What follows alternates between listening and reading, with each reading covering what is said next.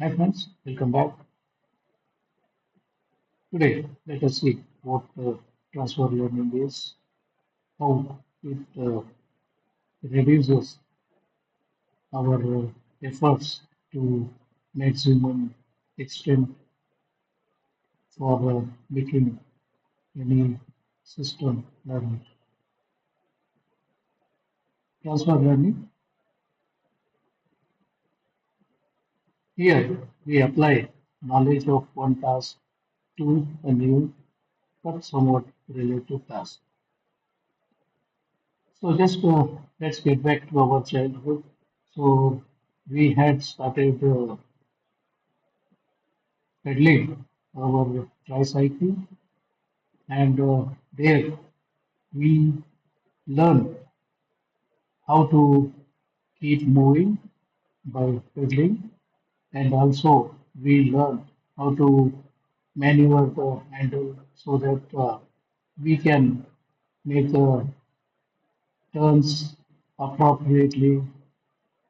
So in the beginning, we could not do very well, but with time, we learn all the skills of making the vehicle keep moving, and at the same time, as and when required, we will knowing how to turn. So for making a turn, how the handle should change its direction, how much angle should change it, and during the turning, what should be the speed.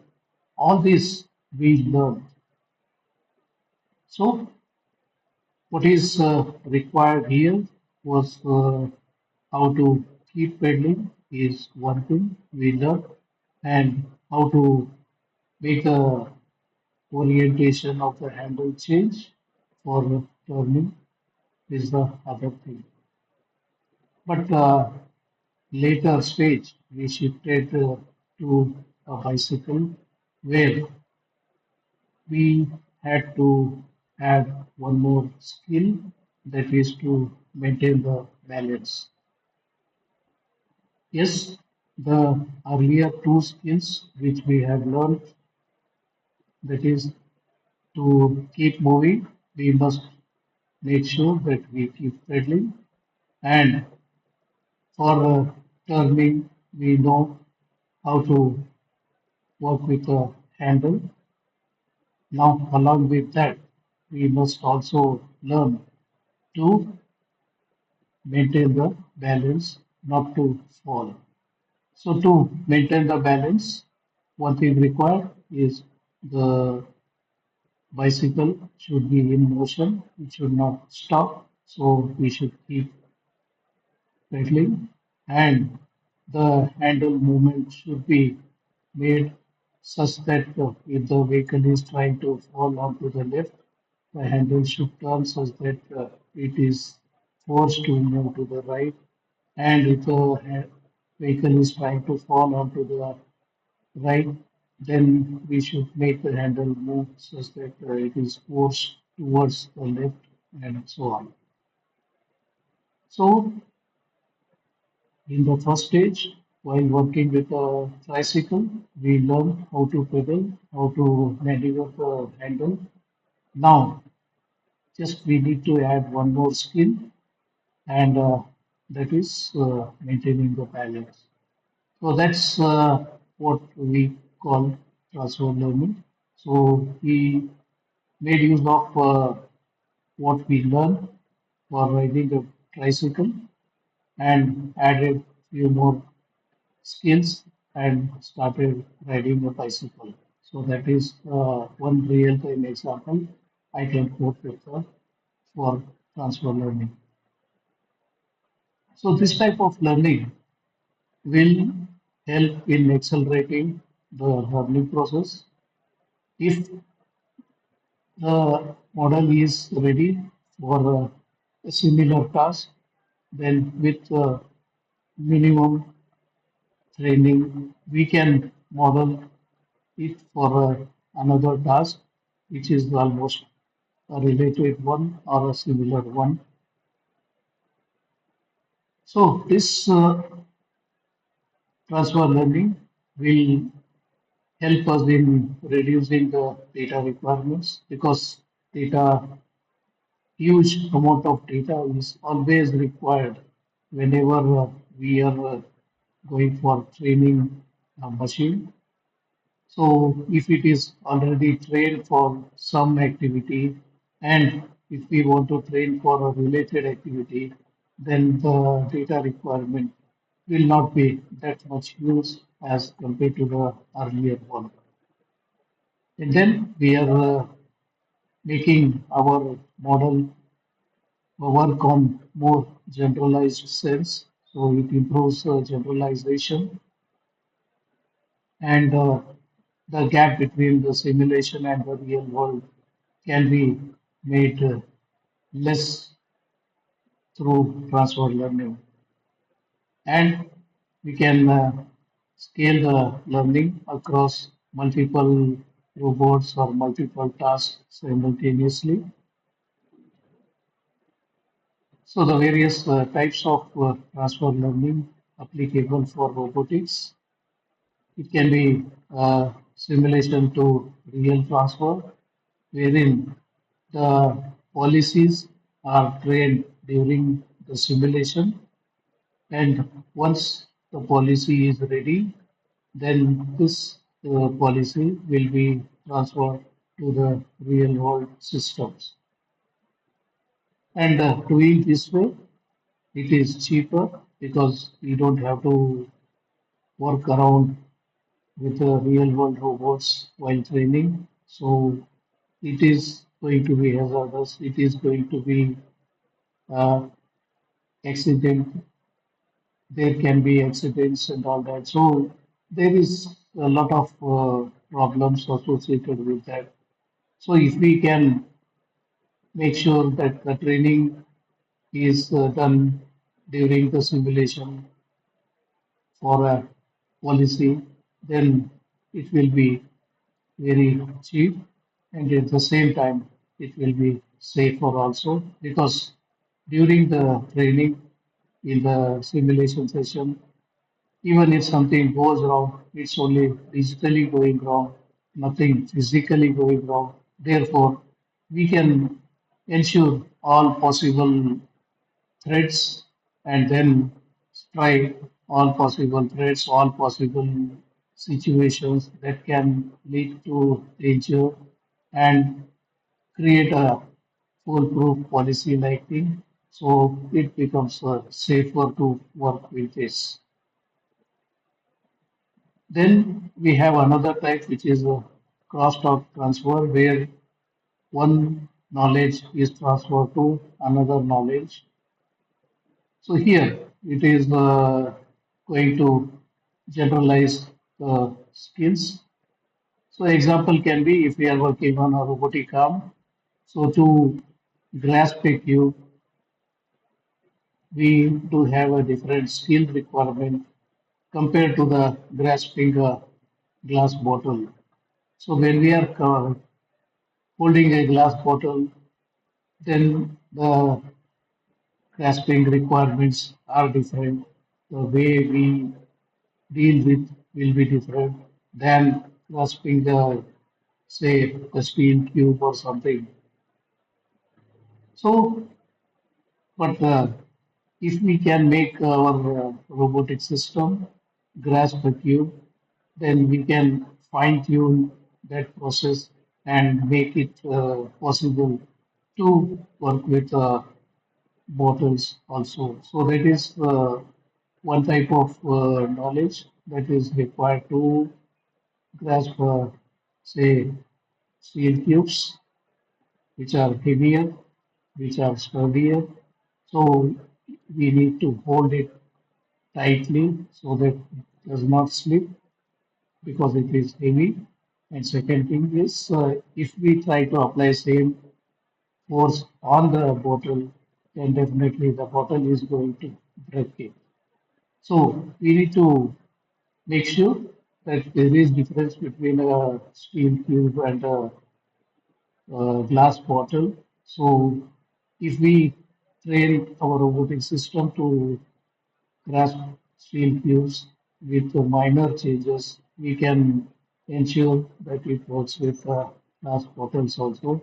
So we don't have to start anything from scratch again if we change our workpiece. Then we have a cross robot transfer. The last one was cross knowledge transfer, which is cross robot transfer. That means we can use policy of one robot, say example of 3 degree of freedom. So there are 3 degrees of freedom for which a policy is created, and now we want to work on another robot, maybe having the 6 degree of freedom. Then how a robotic arm with 3 degree of freedom was working, the same actions we want to be taken care by a 6 degree of freedom robot, then what can we do? So we have already created a policy for 3 degree of freedom robotic arm. Now this knowledge has to be transferred to another robot that's working with 6 degrees of freedom. So minor changes in the mathematical changes may suffice with this transfer, and this may require alignment of state action spaces, representation, learnings, etc. So in earlier cases, so there were only 3 degree of freedom. So because of that, so there would be 3 dimensional data. Now, if it is increased to 6 degree of freedom, then our data becomes 6 dimensional, something like that. And we need to make sure that this data information is transferred to another version so that we don't have to train another robot for the same activity. Just by making digital changes, it is sufficient to solve this problem. Then we can have a policy or feature transfer where we can make use of pre-trained neural networks. We can make use of the available policies or the latent features and to create a new world. So if we have a example, if we are talking about pre-trained neural networks, then just by changing the last layer of the neural network and training only the last layer. Usually, when you say neural networks, we mean deep neural networks. That means we'll have multiple layers. Usually, it's something like 50 hundreds of layers, or sometimes 500s of layers also will be there. So, this whole thing is already trained. Now it is trained for some action, so some activity. Now we want to work for another activity.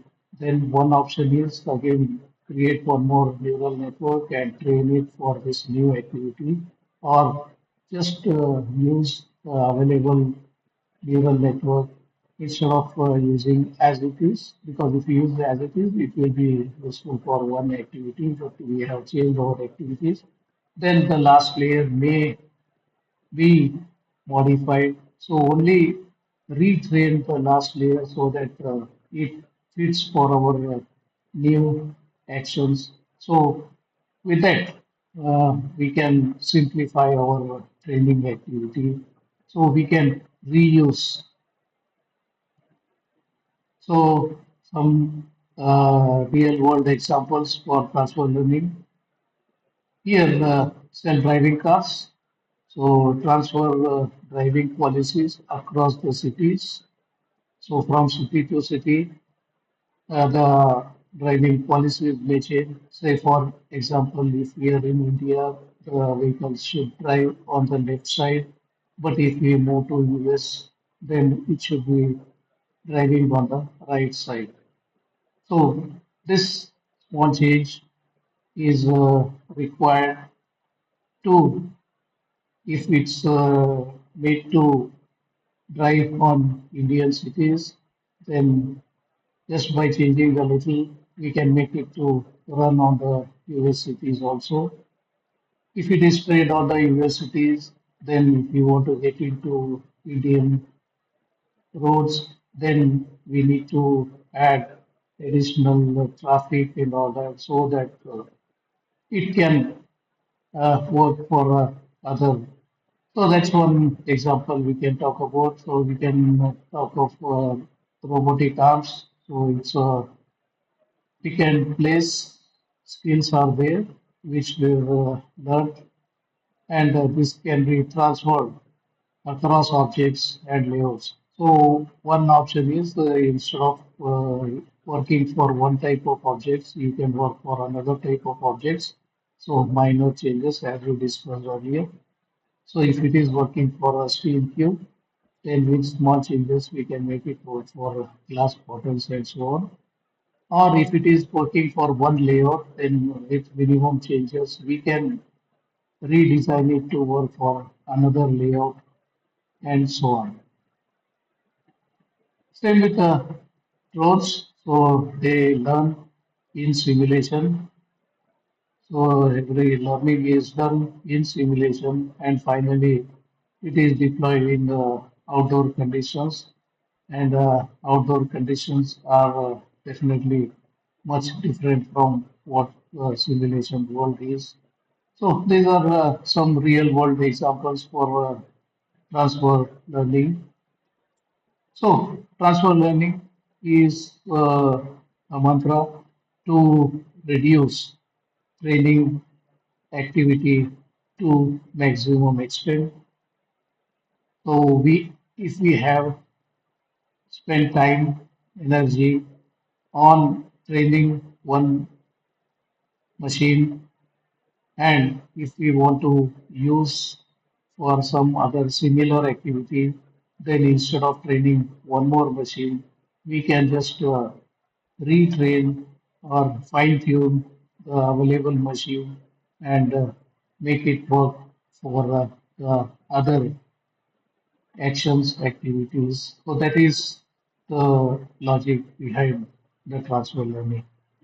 So that's it for now. So more details to follow. Please keep watching. Thank you.